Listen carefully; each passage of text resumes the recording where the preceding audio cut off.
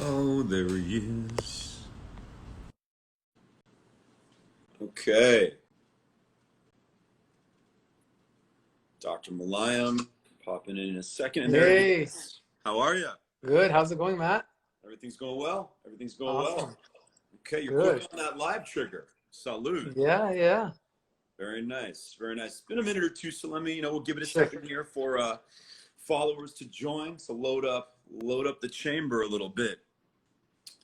Okay, there we go. So Shervin, thank you so much for joining us, man. I mean, it's been a minute or two. We hadn't seen each other for what? It's got to be about 8 years at least. Yeah, a few years. Yeah, Yeah, been a definitely. minute or two. And then luckily you went to the Beverly Hills Hotel when you were supposed to go to the Bel Air Hotel, and fate works in mysterious ways. Yeah, seriously, that was crazy. Hilarious. So to get started, why don't you tell us a little bit? Tell us who you are, what you do, how you got here, and everything about your periodontal career that has led you to some interesting recent activities in media and published studies around COVID. Yeah. Yeah, well, first, I want to say thank you, not only for having me, but thanks for everything that you're doing for Los Angeles. My Uh, pleasure. My you're pleasure. really, BNN is taking off, and you're giving a good product and good solutions, and your brain is working really well. So Thank you thanks very for much, that. my friend. Hey, the people need some good info. Yeah. So a little bit about me. We went to high school together. Some people may not know. I went to dental school, and then I did my residency in periodontics, which deals with basically infections of the mouth, gum disease, pretty much anything in the mouth, surgical wise.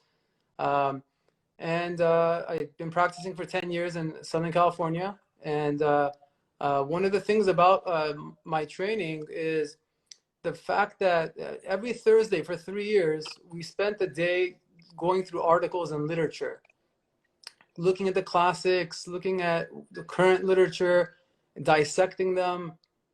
And when people say, I got my degree from Google, that's what they're talking about is basically you don't know exactly what to believe and what not to believe these Sure. days. So you have to kind of learn the methodology of how to reject articles and the biases. And Sure. especially nowadays, there's a lot of bias in these journals. I can imagine. I think fake news is not relegated to news. Academia is, if you're looking at the other bastions of where information, where news is supposed to come from, it's just not just the media and journalists. Yeah. It's academia as well. And in that world, there are also the perverse incentives, people who need grants, people who want to protect previously established studies and conclusions that they came to. And so you got to be a bloodhound, and you've got to be sifting through it forensically, just like you have to do with the news these days, for better or for worse. Yeah, and really no one wants to stand out. No one wants to be an outcast in their field. Um, the owners of journals, they're just like common people. They're Yeah. random people. In fact, when I was in dental school, I started the UCLA Dental Journal. Mm-hmm. I put my own article in there. I could have said whatever I wanted, and and no one will say anything. So there's a lot, and you got to look at who the owners of things are. Even these fact-checking websites. You got Absolutely. to dig in, see who owns these, and why is it that every single time they reject it on day one? Sorry about Could that. you hear me? Yeah, now I got you No, back. no. So, what the point that you're making in terms of, there's going to be an angle to everything. So just like you need to go check to see, who's the biggest shareholder at the New York Times, or, listen, Jeff Bezos owns the Washington Post. I mean, the ownership's going to drive agendas. The same thing goes for medical journals, and anything that is trying to establish itself as an authority in the world of research. Right. So we'd like to believe that these are all very neutral, fact-based, and everyone just has the proper and very virtuous priorities. But that's not always the case, and that's something that you've been experiencing in the medical community, having to try to determine who's being real and who and why things are phrased the way that they are in the medical journal community. Yeah, and since the pandemic started, I got added to this WhatsApp chat. It's got like Yeah. now 250 doctors from Los Angeles. Mhm. And so everything that's going on, people share with each other. And it's surprising the things that like come out and what people are talking And about. so just to be clear here, so this is a chat with doctors from all across Los Angeles in a lot of different fields, interdisciplinary, and they are just very organically outside the realm of their profession, their formal professional activities. They're sharing information, giving their analysis of COVID, analyzing the other research and materials that they're seeing from the medical community, and you guys are just really there's just an immense amount of information and analysis coming through this chat. Amazing. It's such an incredible chat to be a part of. When the news is reporting, there's been an uptick in, Cedar Sinai, there's people right there that are like, no, there's only 5 people here right now. Or like, someone will ask, how is it going on right now? So you kind of get a pulse of what's going on in the hospitals and what medications are good. And, Mm-hmm. we'll talk about Fauci, I'm sure, in this, but Sure. he Okay, so let's get right into that. This chat of and I think something that people don't necessarily realize about Fauci is, from what I'm aware of, it's been a while since he has been a tried and true doctor treating patients. He has been in the political community for quite a while now, and you get disenfranchised, you get alienated from the day-to-day tasks of being a medical professional. That's going to impact you, right? So I mean, I would love to hear the medical community's views on Dr. Fauci. Yeah, I was just about to say this guy hasn't treated anyone in what, over probably 40 years. Imagine you have all that power for 40 years and you're the #1 person, no one telling you what to do. So, you have to look at that lens that he has. And so he doesn't want to obviously, tick off the wrong people. He also has to look over the whole good of the country. So, for example, let me give you an example. When he said, don't wear your masks, for example.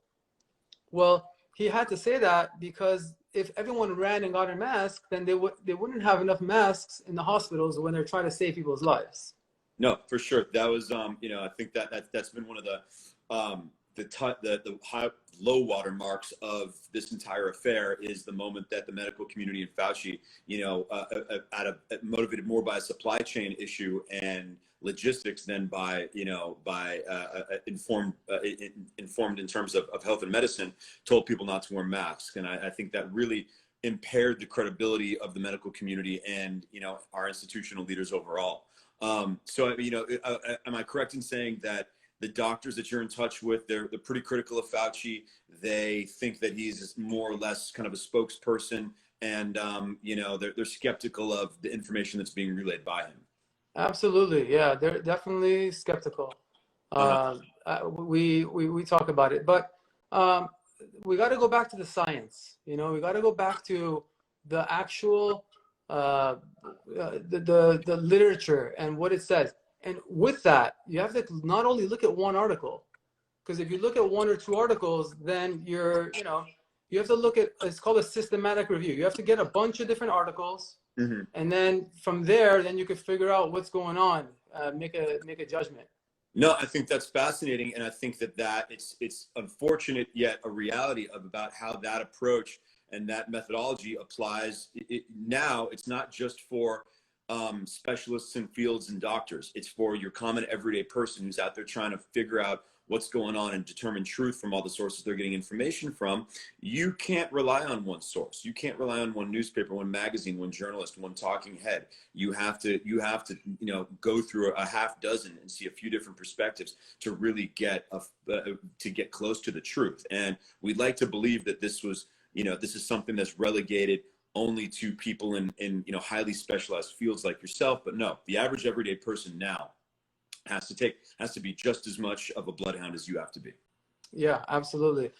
So I kind of wanted to segue into absolutely. So going into what you've been working on recently. Okay, so you have you recently conducted a 4-month clinical trial or research, research project around the link between some gum diseases and, oral hygiene issues and COVID and fatalities and complications from COVID. So why don't you tell us, just get started on, what the initial observation was that led you to kind of travel down this road and take this approach? Because obviously you had your assumptions, but you didn't have your conclusions ahead of time.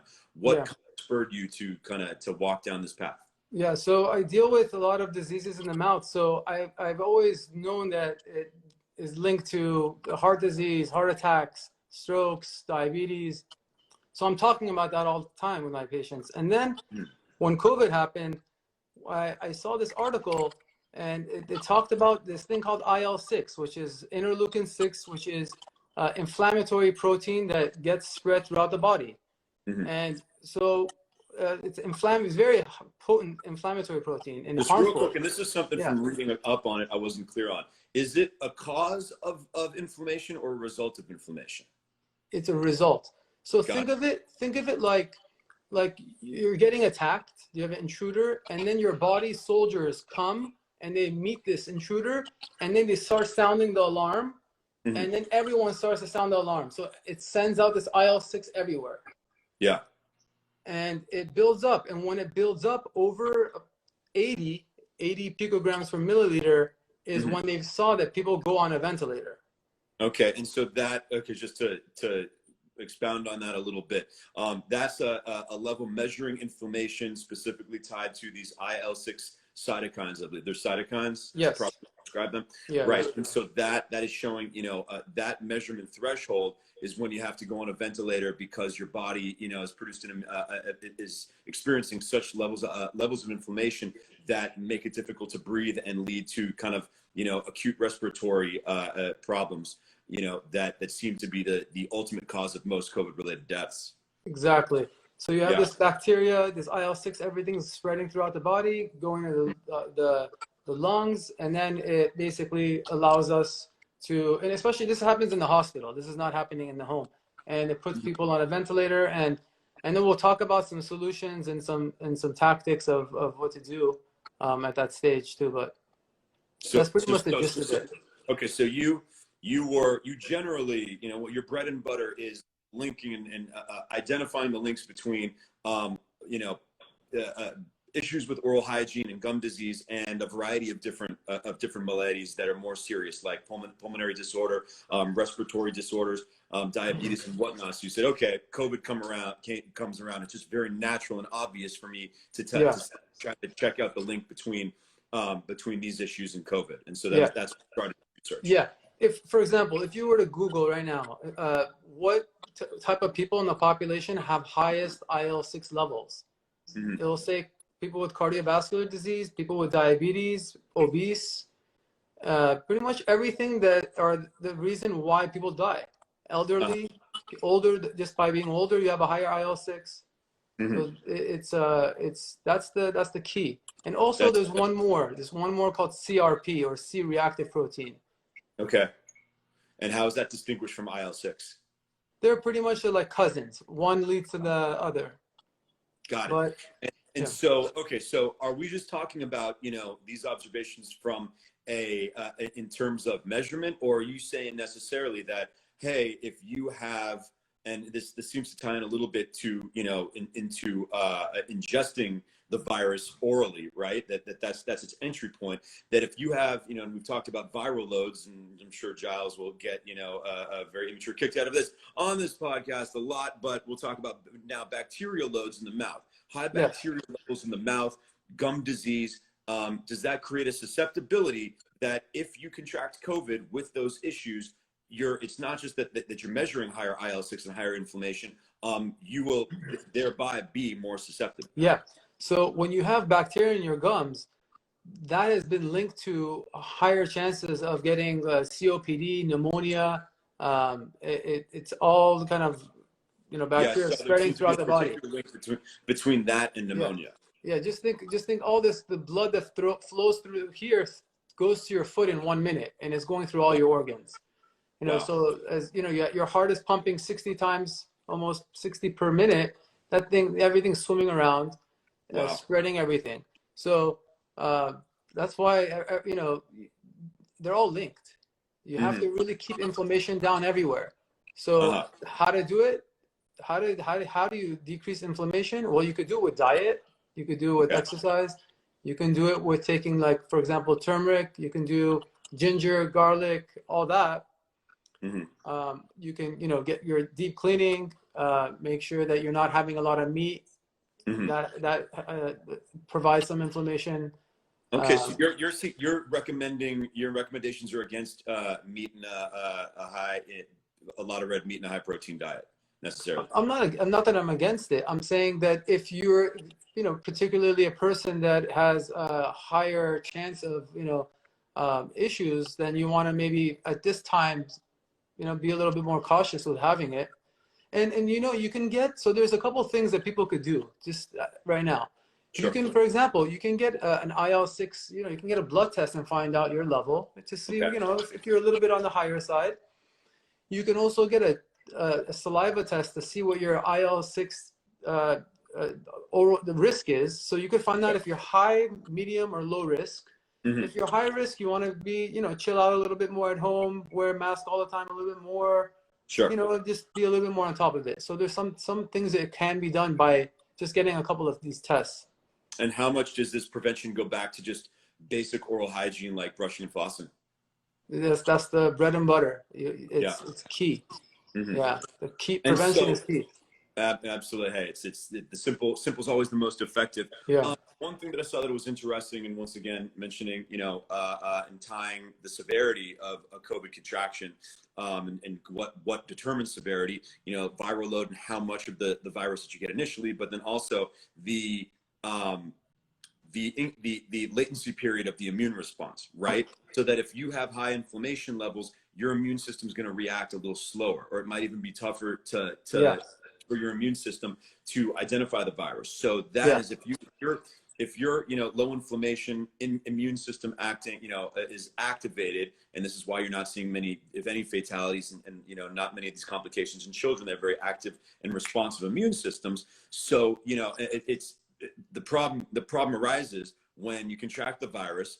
It takes a minute or two for your immune system to act upon it, and it replicates and multiplies within your body during that period. Am I correct? Absolutely. It's all about speed with COVID. You Uh-huh. want to get to this virus comes in, it comes in through the nose, the nasopharynx, it goes down the throat, goes Hmm. into attaches to the ACE receptors, and it as an actual weapon. It secretes an enzyme that camouflages itself. So your body doesn't at first even know what it is. Got it. Okay. Then normally you have these macrophages, you have these soldiers that are just there ready. With Hmm. kids, they are very quick. Their immune system is ready. They're Yep. constantly, they're attacking everything. Hmm. You know, we're indoors. We're, you know, especially now with the quarantine, so we're not around as much bacteria as before. Our immune systems can weaken a little bit. So, and they talked about that. Um, that's the key. So, we want to be quick, and that's why that goes with the whole vaccines right now. By the way, we can talk about that Hmm. because of the fact that it's quick. The T cells are right now what has been shown to be more effective than the B cell pathway. Got it. And so With let's talk about that a little bit in yeah, distinguishing. You know, initially, a lot of the talk around COVID treatment and immunity was around antibodies, and everyone's getting antibody tests. That's the antibody tests are being used to determine who's been exposed, who's immune. Everyone's worried that, you know, and it's pretty much uniform that people that generally you're seeing reduced antibody levels after a few months, and so that's a concern about reinfection. But then we go along and we see no one's really getting reinfected. So what's going on? So, you know, then it's kind of strange looking back on it from a non-medical professional like myself. It's almost a little strange how little T cells have been discussed during the first phase of COVID. No one's talking about T cells. yeah, Apparently, they're tougher to measure than antibodies. So you've got one. I think this was a really interesting way that I read earlier today. You know, the T cells kill the T cells do demolition, antibodies do cleanup. Yeah. Yeah, maybe if you using that analogy, if you could tell us, in a little more strict medical terms, what that means. Yeah. So basically, remember we talked about the macrophages of the first. That's your innate response. That's phase one. That's like everything that's available right there. Then you have the T cells come, which are they're a little bit slower. And by the way, in the older you get, the slower that response. Okay. So that's why the elderly are slower with that T cell. Mm-hmm. And it's all about T cells with COVID. So if they're slower with that, then we have an issue. Then the T cells come. After that, then comes the B cells to kind of clean up. They're the neutralizing antibodies. They have the memory. Mm-hmm. Yeah, so that's the kind of the So mechanism. everything about immunity and the immune system appears to be about memory. I mean, that's what I've been reading. That and that's why. I mean, some people in the comments mentioned that some people are getting reinfected, but you can confirm or deny this. But reinfection's been pretty low. They're not. If you're looking at how many people have been infected, at this point, you've got enough people who were infected in February, March, April. If they were going back out and being exposed again, you'd expect a significantly higher segment of reinfection. We're not really seeing that. Yeah, we're getting closer to this herd immunity right now, which is really good news. So that's what we're seeing right now. That so many people have been probably infected from before, and who knows? Next season, when it gets cold again, and we get into the winter, we may get a new strain of this that our body doesn't have that same T cell response. So we got to be cautious. But at least I think we're getting out of this situation in the next couple of months, hopefully. That's what I see. We'll dive into kind of the predictions, the upcoming predictions in herd immunity even a little bit more. But let's go back into just how immunity operates, right? In terms of, and that's why, even though you mentioned that, and we discussed this earlier, the only one of these infirmaries that's really been eradicated is smallpox. Everything else we're still sticking with. But it doesn't become fatal, and it doesn't really, it hasn't become as hazardous, because once the body's been exposed to something, the immune system, that's how vaccines are developed. That you trigger, you trigger the immune system's memory about having to deal with something, and once it has to deal with something, it knows how to deal with it. Who knows? I mean, I could even be thinking back, maybe the first few years when the flu was around, it was probably a lot more fatal, because people's people's immune systems had not acclimated to it, and the collective memory of the population was not as strong. But maybe you could tell us a little bit about that. That just, hey, once the body experiences something and the immune system is able to identify something and how it's supposed to attack a contaminant, that the immune response becomes pretty powerful. Yeah, and I just saw someone wrote that antibodies die down. Absolutely, these antibodies that they're seeing, usually we have these antibodies a little bit longer, although we do see a decline. But these are, within a few weeks they're kind of going down, which is a little bit new, and people are kind of scratching their heads like, what's going on here? Again, it goes back to the whole T cell thing, but we are going to be living with this, just like every other disease, for years to come. But we are, from what I see with the treatments, we have so many already good treatments that are on the table. So there's one that's an IL-6 antagonist. Okay. It's arthritis medication. Again, you probably don't hear about it too much because it already exists and it's already cheap, and so you don't hear about it. But this is in people who take it, 90% of them don't go down the bad path with COVID. So, okay, and so what about, I believe it's called dexamethasone? Yeah, seems to be for all. Hydroxychloroquine gets all the publicity, all the bullshit national conversation, back and forth. Everyone divisive about how something that we should all be really cohesive about. It's all about hydroxychloroquine, and off in the shadows, dexamethasone seems to be used more and trusted by the medical community, and seems to be correct me if I'm wrong, the most effective mass treatment that the medical community has found so far. Yeah, the problem, yes, it's really good. It decreases death by 30%, but it does it late in the game. So when you're in the hospital and you're already going down, you're on a ventilator, it decreases death by 30%, which is amazing. but it's all about getting this thing early. So let's take a step back and go to how to not let this thing spread. So think about it like this. It's like a fire that started. You want to wait for the fire to jump over the freeway and cross there, and no, you want to go right to the source. So the quicker you get to it, the better. You know, remember, you might not have symptoms, but you have to pay attention. You have to check the sense of smell, taste, sore throat. You got to kind of see where it is.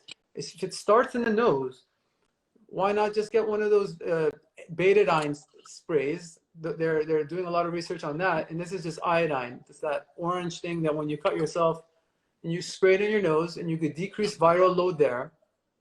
You could also rinse your mouth with it, which completely kills COVID in the mouth, and you can gargle with it. You just dilute it. When is this? What's the point of no return on those types of tactics, right? I mean, you know, is this something that you have to be doing consistently in your day-to-day life, just for the prospect of catching of implementing that before COVID is really hit? Or can you, if you start getting, for instance, when I got COVID, it was probably about 2.5 days between exposure and my initial symptoms. Had I 2.5 days, right? Had I started to use those tactics, would they have been at that point, you know, at all effective in reducing viral load when, you know, clearly my immune system was already going to, you know, start some response because I was already getting sick? Yeah, so you know, it goes back to the studies with hydroxychloroquine. Okay, so you'll hear some bad press on it, and there are some bad articles on it, but the majority of them are actually positive. Sure. And hydroxychloroquine in a study shows a decrease in IL-6 from 22 to 5, so it drops it a good amount. Oh, wow. Most people don't know that. It's been kind of right now has really bad press, but some people even take it as a prophylactic. It decreases it shuts down the immune system, which is you would think it's a bad thing, but it's what kills you is when your immune system goes out of control. That's called the cytokine storm. So it's counterintuitive. It's like people are about to die. Let's shut off their immune system. It's like, are you crazy? But that's what's actually stopping people from getting on a ventilator. And once you're on a ventilator, you have a 20% chance only of living, or 30% chance. Wow. Which is crazy. Wow. So those numbers have proven out over the course of the last few months. I mean, of those who get on ventilators, 70–80% are dying. It went from 20%. It went up to 30% now. Unbelievable. Maybe we can get it up to 35 or 40. But yeah, I mean, you have your ventilator means you're having a machine breathe for you. Yeah. Can't imagine. And you're getting into multiple organ failure. Yeah. That's when remdesivir is good, actually. So that's when you also give remdesivir and dexamethasone. Yeah. Okay, remdesivir, I'm not going to pronounce it correctly. Okay, so it's hydroxychloroquine, remdesivir, and dexamethasone have been kind of the three treatments that I've heard about the most. So why don't you mentioned hydroxychloroquine, maybe prophylactic, you take it a little bit earlier. Is that, and there's been a lot of the literature around that has dealt with the element of zinc, whether or not you're pairing it with zinc. You know, a lot of studies that seem to prove, you know, that seem to be not so friendly to hydroxychloroquine. You know, that people have been skeptical of them because they haven't accounted for zinc. What have you been seeing around that? Yeah, it's pretty much a must. Zinc, you got to throw zinc in the mix. And vitamin D, but zinc is they kind of go in a trio. You take the hydroxychloroquine, Z-Pak, or you could also take doxycycline and vitamin D. And and we should be taking a good amount of vitamin D anyways and get some sun. Okay. So you say, you know, oral ingestion, vitamin D, tablets, pills, not just relying on the sun, you know, no matter how much that you're getting it, you know, out in the middle of the summer right now. Yeah, you got to take about 5,000 milligrams of vitamin D a day. You know, you got to really, you know, be boosted in that. It's good for everything. It's your immune system. It's one might say it's better than vitamin C for your immune system right now. Interesting. Okay. Yeah. Who knew? Yeah. All the people telling us to eat our pineapple and those oranges. Yeah. Just lies. A house of lies. Matt, one more thing I want to talk about again with the whole analogy of the fire. Okay. is you want to put out the fire at the source, and you'll be here. I think you're going to be hearing about this more. It's not talked about a lot, but right away, if you get a mask, a nebulizer, and breathe in an asthma medicine, a steroid, okay, you decrease inflammation at the source from spreading. And there's a lot of research going on that. You're going to Tell see. us a little bit. A lot of people know steroids only from, weightlifting and athletic context. Maybe you could tell us about the types of steroids that you're referring to and how they would be taken. So this is it's basically gas, steroid gas. It's in a nebulizer. It's Oh, wow. and they also have the inhaler, like a puff. You can also do, which Okay. opens So up. this is not through a needle. No, no, no, no. This is you're breathing in a mask like that, and then you're uh, uh, inhaling it. And when you inhale it, it opens up your bronchioles.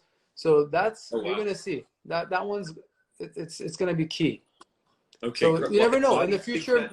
we might all have that at home, Wow. and That's you do something like that when you think you have a problem and put it out right away from spreading. Okay, so this is an early onset of symptoms. Like in my example, hey, about 3 days after I got exposed, get that first, that first set of mild symptoms. I start feeling like, okay, wait a second, this feels a lot like a flu coming on.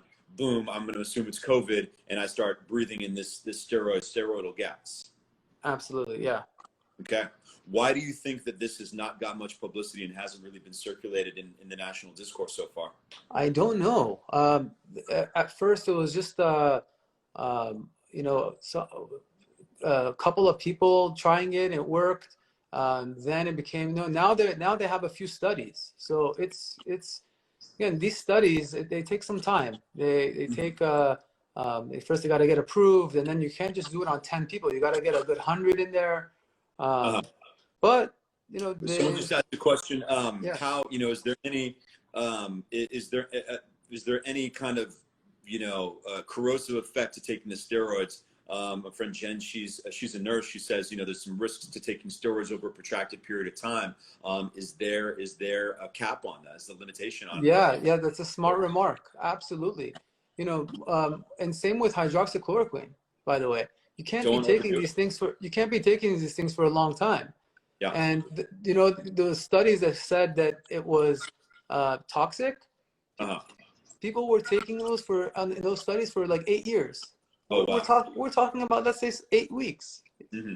So average person in those studies is much older. So if you're young, healthy, you want to just be preventive. Again, I'm not saying it's just my opinion. It's not. It's pretty safe. Even Fauci said it's safe. Now, what happened was with the whole speech in Washington with the Stella Manuel, and in that one, the video that went viral. What happened with that was her intentions were good, and but that was the wrong person to do it, because she had all this other issues and the things that she said in the past, and she calls it a cure. It's not a cure. Yeah. It could be dangerous for some people, Mm-hmm. So you can't just you lose credibility when you talk like that. Yeah, and that's been, I think, a really unfortunate issue with a lot of the potential. We're not going to use the term cure. We're going to use the term treatments. It's called effective treatments. And it's unfortunately people can't take a good faith position on stuff right now because everyone's at each other's throats. So you have to be extra careful with how you phrase things.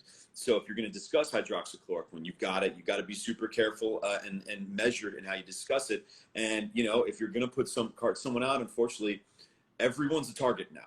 Everyone's a target. Everyone's trying to, in the legal world, we call it impeach the witness. Yeah. No matter who you are, and even if your intentions are very pure, someone who's got another agenda, or not just someone, a lot of people, is going to try to impeach you and your credibility. So you got to put only the most credible people out there. And unfortunately, not much of a barrier to entry to speak in the public sphere these days. So it's tough. Since we're on BNN, we might as well say it here. If we don't say it here, when could we say it? But even with myself, what's that? Just the other day, I was asked in an interview about things that help, and I brought up hydroxychloroquine. And this is like a reporter, and they said, They looked at me like that, and they're like, well, wasn't that debunked? And I said, well, just, I'm not saying it's good or bad. I just said, all I said was what I told you earlier, that it decreases IL-6 from 22 to 5. And if IL-6 above 80 is what kills people, that's not a bad thing. I mean, No. I'm just stating, like, she was asking, like, what other things lower it? Yeah. And they kind of, Yeah. and some people, they just don't want to hear it. And the cognitive dissonance and the stubbornness is just, it's really demoralizing, and it's unfortunate. And everyone, why, I don't understand. Well, I do understand why, but it's just really unfortunate that people can't aim in the direction of the truth and identifying what's effective. And Matt, they just attach every potential solution, or every potential narrative is attached to, I don't want to call it, it's not political, because everyone will think that it just means it's about Trump or it's about the Democrats or this, but just it's infected with plan for the home team, or Matt, this is going down a bad path. When you're mixing medicine with politics, it's getting in a bad situation. When people in this chat that I'm in, they talk about, they're all talking about, well, why are schools closed? They all have kids. They're like, we don't understand. And they're all afraid to talk out, it's understandable because they have careers. And, so that's the problem. We're in treacherous territory right now, and we have been for a long time. And this is, I wish, unfortunately, I saw this coming, that people are self-censoring. They're censoring ahead of time. They're not even allowing themselves to be canceled or criticized, or consequences to be rained down upon them, because they don't want to deal with the heat. And I obviously have my thoughts on leading with courage and virtue, and going and speaking the truth regardless. And yes, I believe that people are less cancelable than they think they are, and are more will be more resilient in the face of criticism than they might think, and that most criticism, just people fucking forget about it after 72 hours. Everyone moves on. That's true. Unfortunately, that's a lesson, and that's a lesson that I'm trying to spread. But not a lot. It's only goes people are gun shy. But we're in dangerous territory when informed people are unwilling to speak the truth, because they're worried about consequences, not just consequences from legitimate people. They're worried about consequences from knuckleheads. Yeah, and I'm not taking a position. I'm just I'm trying to state facts, and we're just trying to get we're trying to have a discussion, and let's we can't have that anymore. And I don't know what's the future. It's tough. I mean, I feel like we've detached from reason. It's like we've rolled back the Enlightenment, back to times when, when conversation in society's norms were governed by superstition and authority, might equals right, as opposed to reason and logic. And we've been slowly chipping away at this for a while now. It's death by 1,000 cuts, but we're not in a great place right now in terms of that. And so that's clearly something that you're seeing in a chat with tons of medical professionals. They're feeling the heat. They're self-censoring, and they believe that the information architecture has been distorted by potential consequences. Yeah, and as someone mentioned, as Simon over here mentioned, it's an election year, so we have that. We have to talk about that, and that plays a role,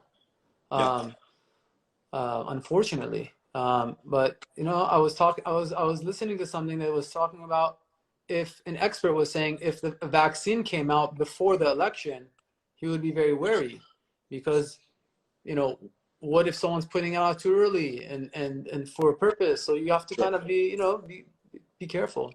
I hear you.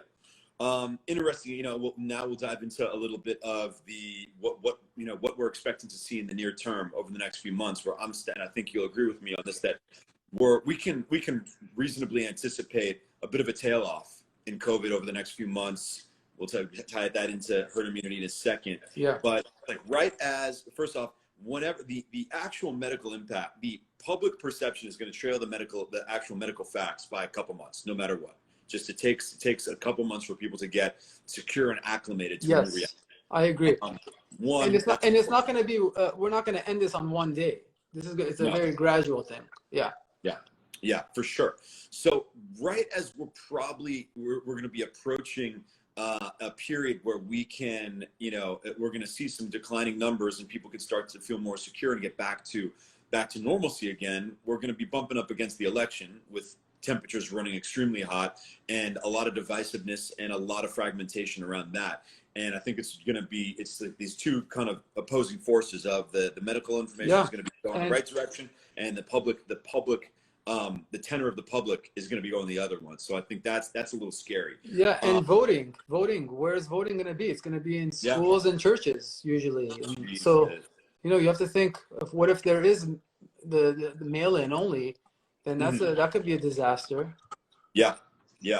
Anytime at all. So, okay, on to the numbers, on to what we're going to be seeing and why we're seeing the trajectory and the ups and downs and the slopes and the peaks and the valleys from different territories. And a lot of stuff does not seem to line up. But I think that, and I'll admit that, that I was more wrong than I was right earlier on in projecting herd immunity, and that it might be hit a lot earlier than people had anticipated. That, you can, some of the lowest thresholds for herd immunity that I've seen are in the 20 to 30% range. Typically you're more in the 50 to 70% range. But now we're seeing like, oh, wait a second, we're seeing some territories where we can only reasonably anticipate 20 to 40% exposure, and there's no fucking cases. You go look in New York right now, it's kind of crazy to me how everyone's forgotten about New York, and you're looking at it as like, no one seems to be getting, it was the outlier during the first 2-3 months, and now all of a sudden, nobody seems to be getting it there.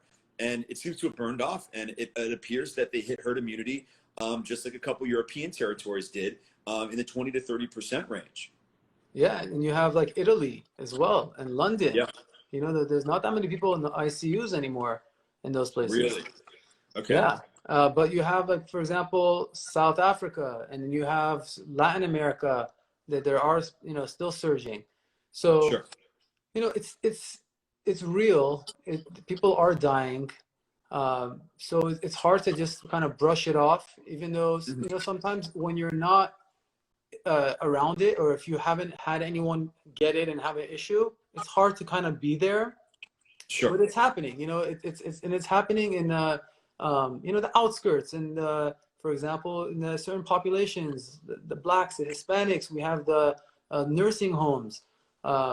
It's wiping out a lot of nursing homes. So that's another one. This is, for better or worse, this is can come off as a callous way to describe it. But to a certain extent, some of the declining numbers are the reason for an anticipation of declining numbers. And what we've been seeing with lower fatality rates is, unfortunately, for better or for worse, early on, the virus may have circulated through the populations that were most susceptible. So those who were most at risk of dying already died. You're right. Yeah. Yep. And I think that's something that's, because it's so morbid, we don't want to think about it. But at some point, if you have a small subset of people that are particularly susceptible, once those targets are no longer in the line of fire, and unfortunately they're in the line of fire because they're already hit, you're not going to see lower fatality rates, and that's what we're seeing. And it's really hard, I think, for people to mentally put that in context, that, okay, this thing may not be as fatal as it was 4 months ago, because the targets aren't there anymore. Yeah, and that's why also the R number, the R naught number has gone down too, because each person could give it to less people. Yeah. Just by the mere. That's an aspect of herd immunity, where it's like, okay, if you have all these people that are already immune, then that's going to drop. There's less people. If you're measuring how many people each infected person passes it along to, it just takes the candidates out of circulation. Exactly.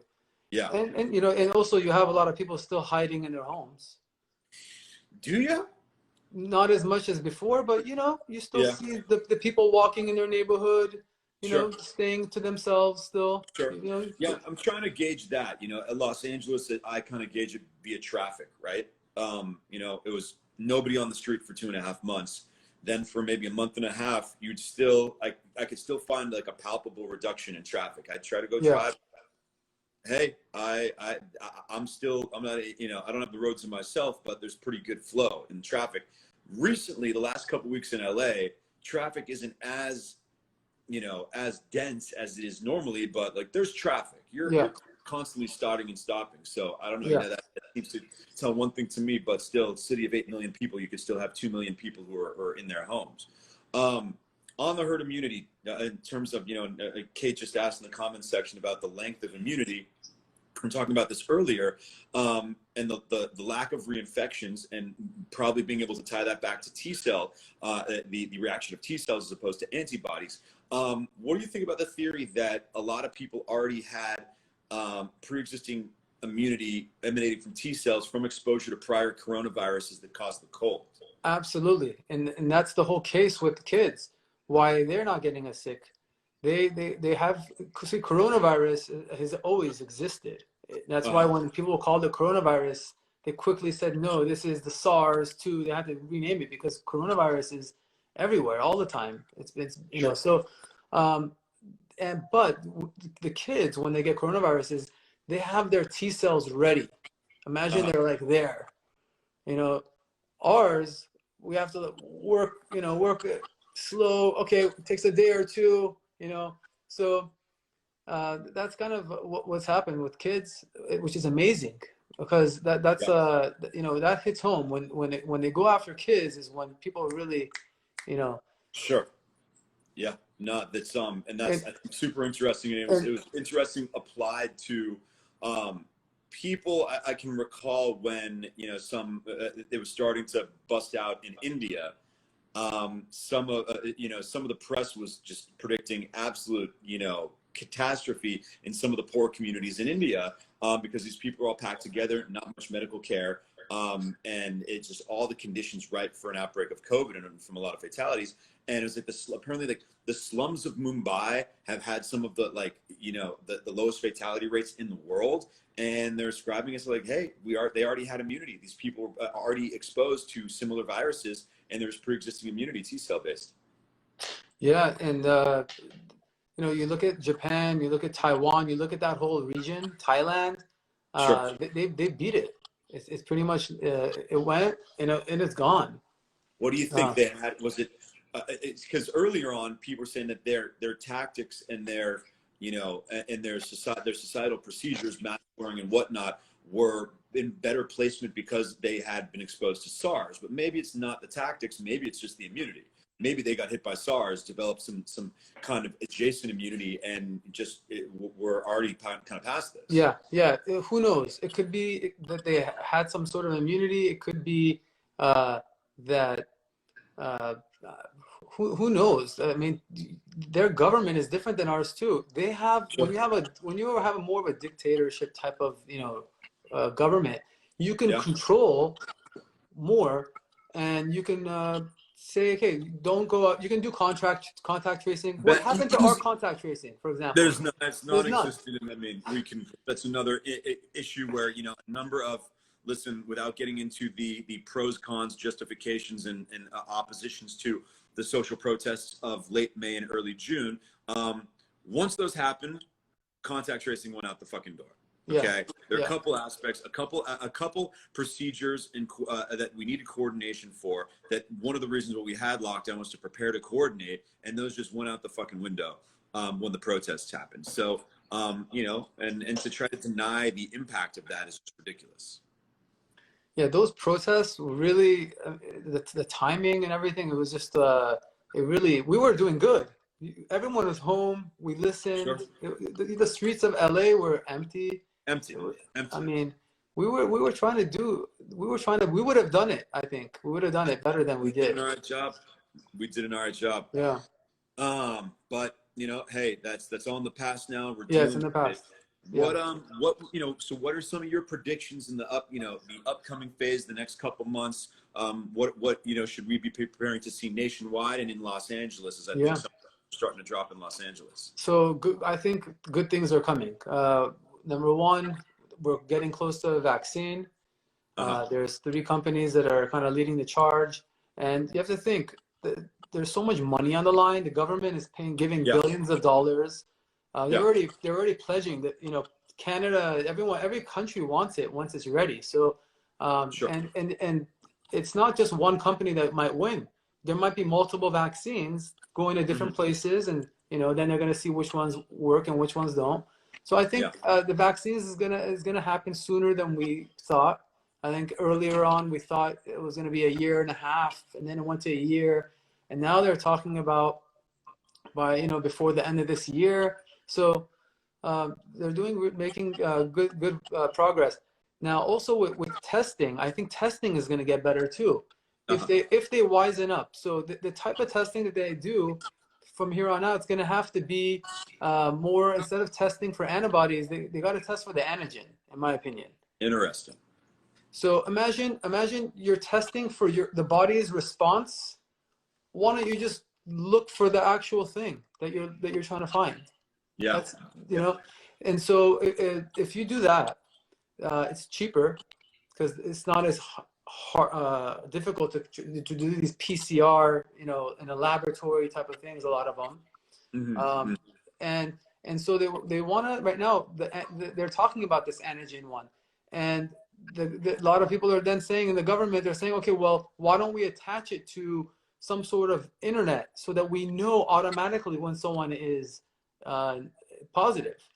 So they're going to be delaying a lot of things that should be coming out. Like, this is just a couple bucks versus, a test where it's like $40. So a lot of politics behind the scenes in that sense too. Interesting. Yeah. Unfortunately, again, the rollout of the vaccine and the implementation is going to have a lot of politics attached to it. But hey, vaccine, better than no vaccine.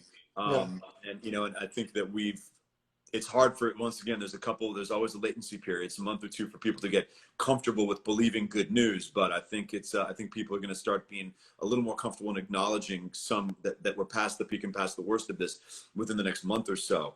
So Shervin, and going back and maybe trying to tie together, all that we've discussed. First of all, Matt, before you say that, where's your wine? There was no wine tonight. Something, I got to get some. I should have a sleep doctor on, because that's oral hygiene I'm good on, man. But I just can't fucking sleep for nothing right now. So the wine and alcohol might screw with the sleep a little bit. So I decided to go commando on this one. And good to know that I can do these things, with or without a little vino. But I'm sure the weekend Austins don't help either. I got my money's worth in Austin. We had a good time. That was interesting. That's something I can tell you was super interesting.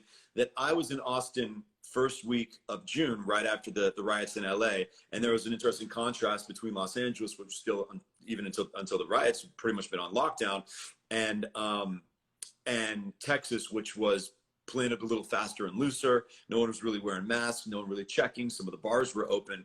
Now, LA, you're not, people, everyone, you have a lot of places requiring masks, but you go to Texas right now, you go to Austin, you can't walk past a business. You cannot go up to a kiosk. You cannot order anything anywhere without being required to have a mask. I had my temperature checked 75 times. It was a really interesting juxtaposition. Yeah. What's your take on that? What's your take on masks? Listen, they help, right? I think all these people trying to deny that masks help is ridiculous. Yeah. However, you need rules that make sense. And a lot of the rules and people are having the wrong conversation. They're having yes mask or no mask. Yes mask or no mask is too simplistic. It doesn't account for all the different ways that you encounter the world, right? Like, walking through the threshold of a restaurant into the restaurant and having to wear a mask, but you can go take it off. Yeah. As soon as that doesn't make sense to me either. Yeah. Okay. Having an outdoor kiosk, having to wear a mask when you order, and someone's behind glass, but the second that you take a step away, you don't have to wear the mask anymore. Yeah. Or how about the NBA players? They're sweating and jumping on each other. Then they go and they're socially distanced on the bench. Yeah, it's so funny. I can't say that I have all of this worked out, and I know exactly how, any experience where you need to use your mouth, or where you need to you need your mouth uncovered, like on airplanes. They'll get on you to wear a mask on an airplane. If you start sipping your water or your coffee, if you take your precious time with that water and your coffee and you're sipping it for an hour, you don't need your mask on. What about that is supposed to make sense? What about that is supposed to tell people, hey, the people making these decisions and enacting the rules are thinking this through? It doesn't. It says that they're not, right? Yeah. Do you So think that there's like some sort of overcompensation by the government, that they know that if they say, for example, to do this, that they know they're going to get 80%, so that's why they're saying that? Do you think that's? I'm sure that's some of it. And I understand that argument that, listen, if we're a pain in the ass about people wearing masks, that yeah, we're gonna inconvenience some people in some ways that you know may alienate them or might not make sense, but the overall impact is going to get them to wear masks more often, and the collective impact of that is going to help. I mean, I see that a little bit, but just I feel like I don't feel like there's a firm conscious authority in the rules around mask wearing. And even today at Century City, I had to stop. There's some collective benches, and they want the people sitting there to wear their masks. And I mean, you're sitting alone at a bench, and you got to wear your mask. What's the purpose in that? I think that it's just everyone's so on edge, and there's such there's not an understanding of authority, that people are just figuring, okay, if we're covering our ass by telling people to wear masks just so no one can come at us saying that you didn't do it. Yeah. Do you remember there was a picture in the beginning of the pandemic, right when it happened? It showed the curve, right? And then they said, we've got to flatten the curve, correct? And then they said, no matter what, everyone's going to get it. 60%, 80% of people are going to get it. So they said, let's flatten it early, but no matter what, the same percentage of the population that's going to get it is going to get it. It's just going to be spread out over a longer period of time. Yeah, I heard some people talking about that for sure. So I think we did a good job. We didn't, get the hospitals and the ICU beds and the ventilators. We didn't overwhelm it. We did pretty good as far as Los Angeles and in the country as a whole, I would say. Sure. So at this point, because now we're months into the pandemic, and so would you say that, let's say we relaxed it a little bit, would it be fine? Or would you say that we still want to finish strong and kind of just protect everyone and not be rude to everyone, We're coming up on, I want to talk more, so we're coming up on an hour. So I'm going to stop this live, restart a live, and I'll start off our next hour. Who knows how long we're going to go, but with the answer to that question. So everybody, I'm going to close this one out, and Shervin, I'll start another live and just pop back in. Okay. Cool. Okay, guys. All right. Hey, there we go. We're back. We are. All right. Oh, Gary. Okay, maybe we'll get to Medicare for all. Okay, so your question was, my view on how we had handled the pandemic generally. So listen, I think we handled it better during the first phase than people give everyone credit for. I mean, outside of New York, you take March, April, May, you remove New York and New Jersey, and the American numbers are a fraction of what they would appear to be or what they were in some of the European countries. Then, once again, I'm sorry. We had mass protests out in the middle of the street with tens and tens of thousands of people protesting and violating every tenet of what would be considered good health policy, right? Yeah. You can't ignore that, right? Beyond the direct impact of that kind of broke the chain of trust and understanding and coordination. Because after that, how do you tell people not to do things when the authority figures allow one set of people to violate rules, not just a little bit, but in mass, just blatantly violate? How do you keep the rest of society coordinated? You can't. So that, I think, sent us kind of into a bit of a tailspin. And after that, no, how would anyone handle that correctly? I mean, how does a society, when you have riots and protests and thousands, and specifically in a scenario where you're supposed to keep people from congregating less than 50 people, period, and you're pretty much adding 2 zeros to that. Yeah. Of course your numbers, of course that's gonna bust the entire system. Yeah. Right. And absolutely. So you can look at other causes and if you're racking up the pros and cons of how we've handled this over the past, we'll call it the first 3 months and the last 2 months. Sure, it's not the only thing that went wrong, but it's kind of the single point of failure. Once that happened, it was all out the fucking window. Absolutely. You make a great point. Yeah. And when you look at all the testing, okay, the number of testings that went on in this country went up. Obviously, we didn't have tests before, really, and then all of a sudden we get more testing, the numbers go up. Then we see, for example, in Florida, a bunch of testing places are reporting 90%. I mean, out of nowhere. I think what's happened is our common sense has to come back. You know, I wouldn't bet on it's it, but hopefully. uh, at least as the What would be an example in your mind? I mean, if you're saying, common sense needs to come back, what's an example of that manifested in your mind? I think that, for example, for me, I think the hydroxychloroquine. I think the schools should be open. I think it's in a safe way. I'm not saying just everything's got to be but the for example, the mailing in your election vote. I think that's a little bit suspicious. So there's a few things in this whole thing that why don't they talk about things we already have safe, the medications and treatments that are safe that are in every pharmacy already. Why aren't they pushed? What are a couple over the counter, well, not maybe over the counter, but commonly available treatments that are being shelved? For example, like are we talking about over the counter?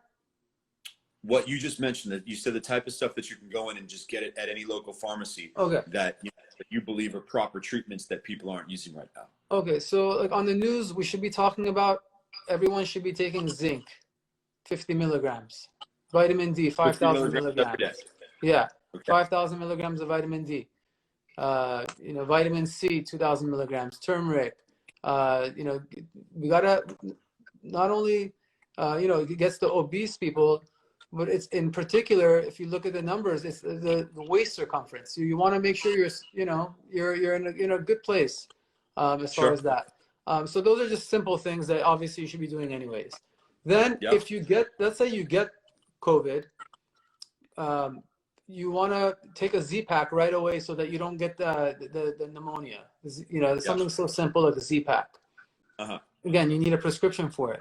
So it's a little bit hard for people to get prescriptions when they're at home, and so just things like that. I think that are simple, easy, quick.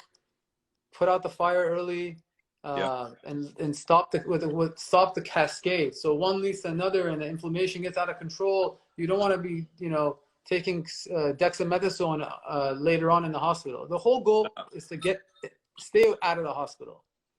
And most people, 80% of people are there. They're either asymptomatic or it's just like a cold, common cold. Yeah. How are hospitalizations looking? Admittedly, I haven't been tracking them recently, but I think that, and this is, if we are to look for the silver linings and positives, you've got the concern was always that the healthcare, the major concern is the healthcare system and the hospitals are going to get overflowed. So now, when we're supposedly doing everything wrong and society's opened back up, yet hospitals have not hit capacity. All hospital systems seem to have some slack. So what does that tell us? Does that tell us that yes, that that the variety of conditions made this more potentially fatal and more severe in February, April, March, May, and now there's been some dilution. The strain's weaker. We've got closer to herd immunity. Not as many of a lot of the at-risk people unfortunately already got it and went to the hospital. All that combines that the fatality rate or the hospitalization rate is going to be lower right now. Yeah, you're right. You're also forgetting that treatments are much, much, much, much better. And doctors, they don't listen to the news. They don't. They look at articles, and then they look at more articles, and then they go and look and they summarize all the articles that have and they make their conclusions, and they talk to each other. They talk to doctors and on the front line. So if someone's gonna die from this, it's usually within, let's say, 2-3 weeks. So you have a lot of data over a few months that has piled up. They're knowing what to do and when to do it, and so treatments are great, which is such a positive thing. That's why you're seeing the death has gone down, although we've had a little bump of late. I think that's not going to take off. I think it's just going to kind of simmer away again. And hospitalizations are actually coming back down a little bit. So we had, again, hospitalizations went up, and then now we're at, about to go down again. So yeah, if you look at if you go online, there's a website that shows how all countries are doing, and you'll see a lot of them are beating it, like, good amount of, I think it's like 30 countries or 22 countries above 1 million population have pretty much, got this under control. But there's still a good amount of countries that haven't. So you'll see them starting to go up. Got it. Yeah. Even some Spain that everyone thought had already kind of passed its peak. I mean, it's just that, I believe southern Spain got hit pretty hard. Northern Spain hadn't, experienced their bump yet. And now, it's breaking out in northern Spain. And I think that it might just be a reality that in most territories,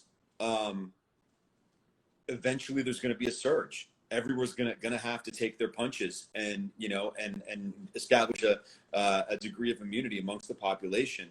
And, it seems to be happening in enough different territories. And then, we've just got this crazy outlier and that came up in conversation so often with Sweden, that they never experienced, they allowed society to stay open. They took their hit, and now they seem to have hit herd immunity.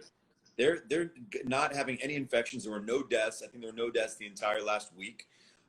Did they take the right approach? Was essentially keeping society at a slow, and once again, I think there's so many distinguishing factors that allow a country the size of Sweden with 10 million people to do things the way that they did, and that do not allow a country like the United States, that 35 times the population, far greater surface area, to do things. But essentially, if you had a small, low 8-figure population country, pretty much cut off a couple, prohibit a handful of mass gatherings, unfortunately let the high-risk population hit it, and there's going to be some bloodletting, and essentially drive it towards herd immunity.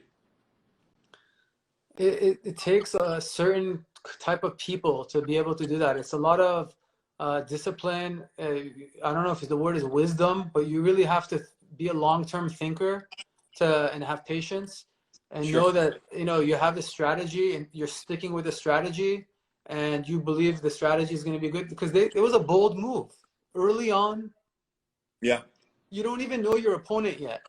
You know what I mean? Yeah. This virus, they're still thinking it's coming through, the vents. It's on your packages. Surfaces. Yeah. And we all found out that the surface transmission was bullshit. Yeah. So, they made that stance back then. And so, it's pretty bold of a move. I think it will show to pan out in the long run, and show to be, we'll see. Eventually, what's going to happen, my theory of all this, what's going to happen is the truth of everything will eventually kind of come out, because everything, it always does. It always rises to the top. Yeah, but there's a lot of people who are going to want to deny the truth. They're not going to want to hear it. They're going to want to deflect. That's true. I'm saying you'll see the truth. Eventually, you'll see it. It'll be more clear to you. Sure. Yeah, not to everyone. But yeah, for whatever good that does for, at least, for next time. I guess that a lot of this is, okay, so now I know this is how the world works. Now I know how this is humanity. Now I know this is like medicine. The journals are like this. These are all, information for survival, that next time something happens, how to act, what to do, what to believe. Yeah. People are going to believe you. That's your one source. People are going to believe that one doctor because he was right all the time. So, you know what I mean? It was a learning experience. Yeah. But it's tough. A lot of people get emotional about it, and it's hard for them to sit and sit with that explanation that, hey, to a certain extent we didn't know and we had to learn. Speaking of learning, this has been a fantastic chat. I think we've all learned a ton, and been able to put things more in context. We've gotten medical information that's been easily digestible, that with a little focus and attention we can understand. And Shervin, maybe if you want to tell us, we'll finish on this note. talking a little bit about your study, where it goes from here, what you're doing with it, how you're going to spread the word, and how people can learn more and participate in tracking what you're discussing going forward. Yeah, so we just published it a couple of days ago, and it's in the Journal of California Dental Association. It's really the first comprehensive look and showing the connection between what happens in the mouth, in the gums, and how it affects COVID and the different pathways. It's pretty long. It's like 25 pages. So you can kind of skim through, go to the end to give us some solutions. It's on, you can find it on mouthcovid.com until it gets published in September. But from here, my personal goal is,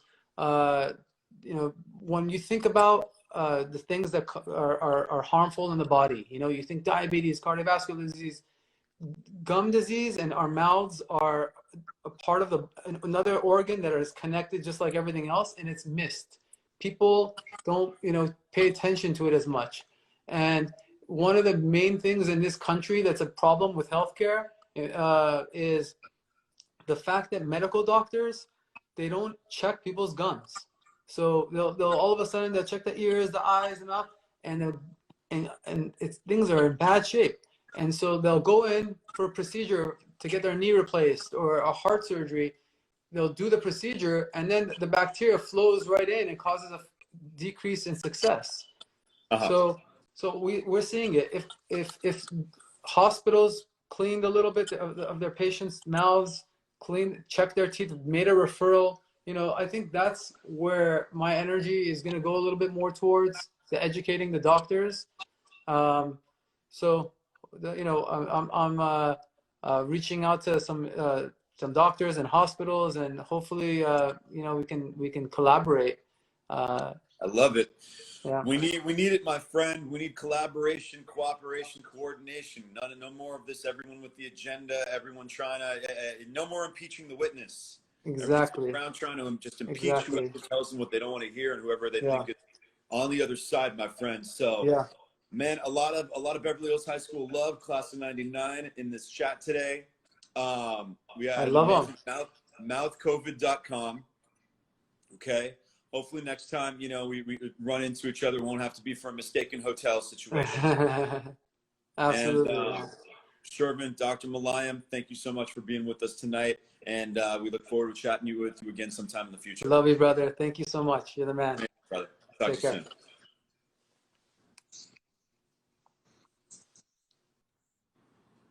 All right. That was awesome. See if any questions come in just to wrap things up.